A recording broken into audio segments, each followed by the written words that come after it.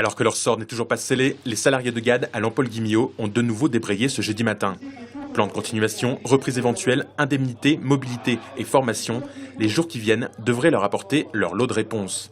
L'occasion idéale, selon les syndicats, de mettre la pression sur la direction. Il faut demander, exiger, et après ils vont trouver le pognon. On ne lâche pratiquement rien pour les salariés, un petit peu sur la mobilité, mais on sait que malheureusement très peu de gens seront mobiles pour aller à Josselin.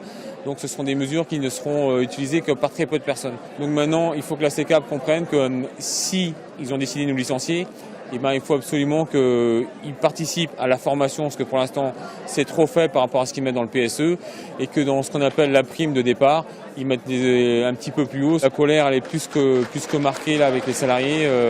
Il y a un ras-le-bol général de ce qui se passe, ils sont fatigués, ils sont usés, ils n'ont toujours pas la réponse de quel sera leur avenir demain. Licenciés certes, mais où, quand, comment, on ne sait toujours pas.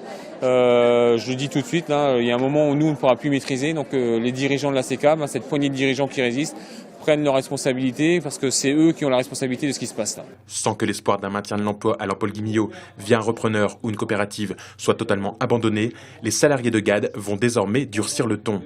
Histoire, au pire, de ne pas partir les poches vides.